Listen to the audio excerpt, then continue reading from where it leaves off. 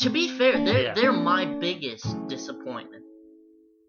I can see why.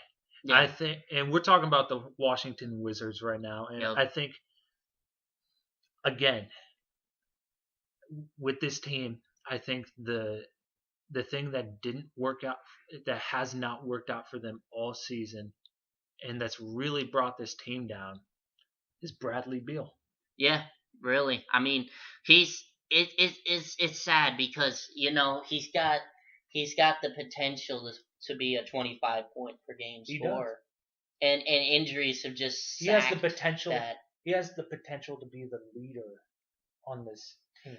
Wait, And to be, yeah, would you say they're a fairly young team?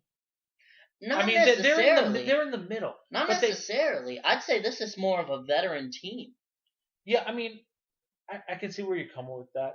I think They've got a young backcourt, but everybody else, the rest of the team's pretty old, pretty seasoned. I think that I'd say. backcourt kind of lot. I mean, it's still John Wall's team, and it could Yeah. have easily been Bradley Beal's team. But we saw stats on this team. I know, did stats a couple weeks ago on How this much team. they missed Bradley Beal? Hardly any. Yeah. Their record was actually slightly better without him. Yeah. He's on my fantasy team. I had big hopes for him this season. Mhm. This is going to be Bradley Beal's year, and it just was not. I just kind of, you can get a read off of Bradley Beal with how he comes into the season, if he comes in healthy, and it's just been one of those things where he hasn't come in healthy. And let's be fair, John Wall has not had a good season. John Wall's numbers look pretty good, but his shooting percentage is terrible. He has not had a good year, but he's had to do so much for this team.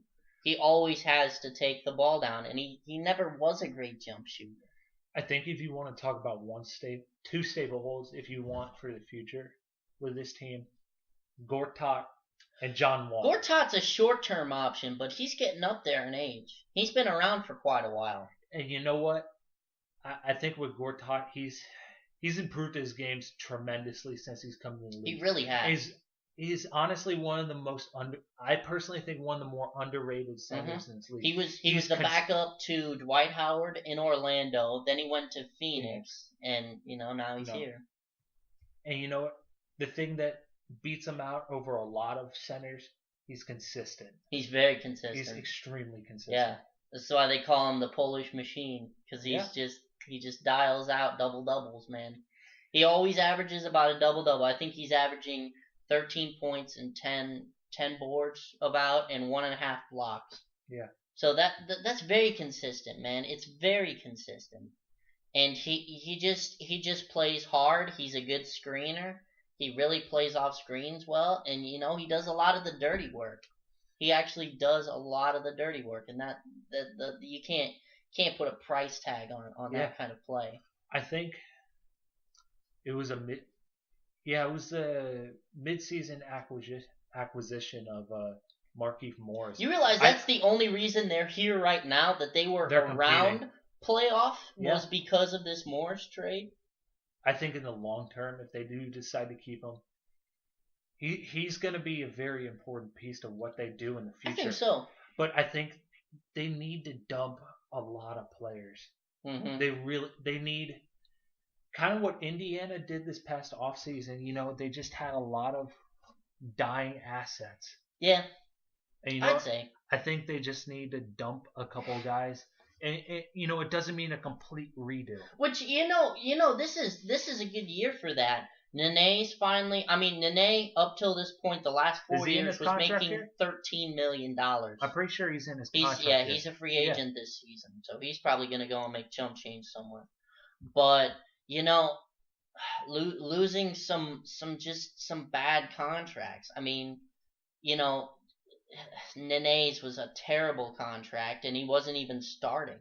Nene was the biggest problem. That's going to open up a whole bunch of cap space for them. They didn't have a competent foreman, and bringing in Morris just solidified that position.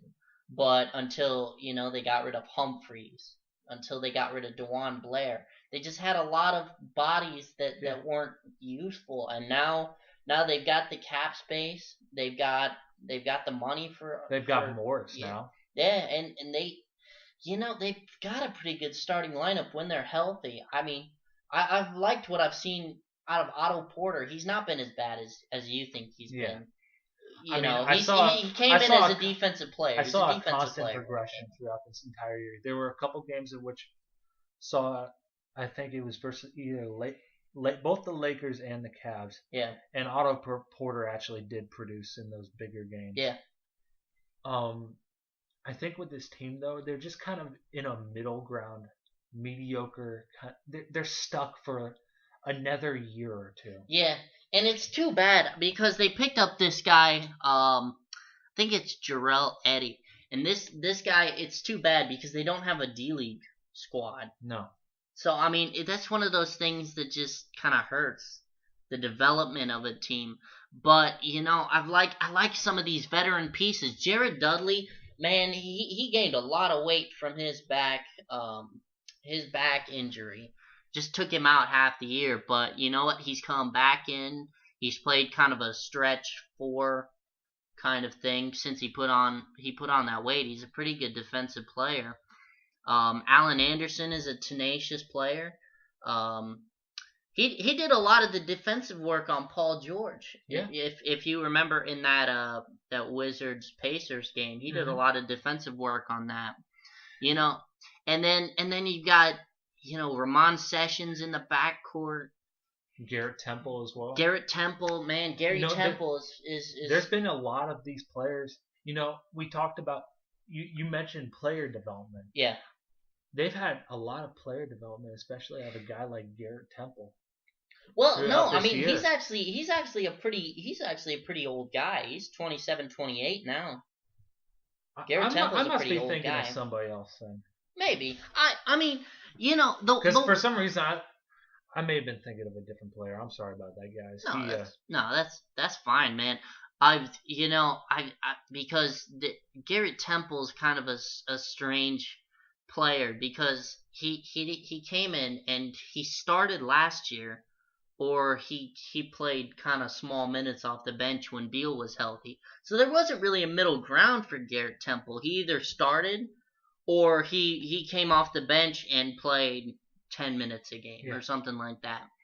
But Garrett Temple's kind of a strange combo guard. He's a better defensive player, and he typically takes the toughest defensive assignment out there on the perimeter.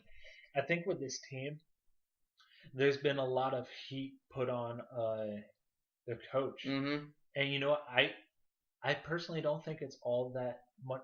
There's a little bit to blame, because he has good pieces on that team to win games. But at the same time, you have a lot of guys that are, they're just not producing the way they should be. Yeah. And you can't put that all on the coach. I'd agree with that. Funny enough, coach is actually an IU grad. Randy Whitman went to school here at IU, and he was a great. He was a Hoosier, and I think he played on the IU basketball team. Actually, played under Knight. So yeah, he's an IU guy. But you know what? Randy Whitman has come under a lot of I guess he's come under criticism. But I mean, I'm not sure. This is kind of like the Milwaukee thing. I don't know where to place the blame on this. Where do you place the blame on this team? Is it just personnel? I mean, I still put it on Beal. That's a lot to say, man. Because John Wall's not been playing that well. Do you put it on him? Do you put it on not having a front court? But you also have to consider, John Wall has basically had to do everything for this team, though. He really has, but on the other end, he's not shot well from mid range. He's not, he's just not. He's played well, but not well enough. You know what I'm saying? Yeah, you know what I'm saying. Like, and my biggest question about this team was, why did they pick a guy like Kelly Oubre? I thought that was strange. I thought that was really strange. Not even Why ready. their draft pick? They had a lottery pick. They had a lottery pick, a late lottery pick. They knew 14, this guy. 15. They knew this guy was going to be a Kelly project. Oubre too. came out too early. Kid out of Kansas. He came out way too early. He never should have come out when he did. He should have waited until this season, and he should have come out this season. I agree with that. And they left guys like Bobby Portis on the table. And they left Rashad Vaughn. They left some really good players out there on the table to go out and get a kid that was going to, first of all, they've got guards. They've got guard and forward, so he's not going to start really. And then you've got Oubre, who really, he's a combo 2-3 in the first place. And then he wasn't ready. So he's not a great He's not a great shooter. He's underweight. He's just not a great scorer altogether, and he's not up to where he needs to be defensively. I'm just wondering why this move when you could have gotten a good young front court player. Yeah. At this point, you could have gotten somebody like Portis. Even if Portis wasn't available, you've seen even an improvement from a guy like Montrezl Harrell this year. Yeah. Well, I mean, I don't know about Harrell. We'll get into Harrell once we talk about Houston. But yeah, man, it's just strange. It's just strange. This is another team. These are the two teams that I can't explain what happened. Milwaukee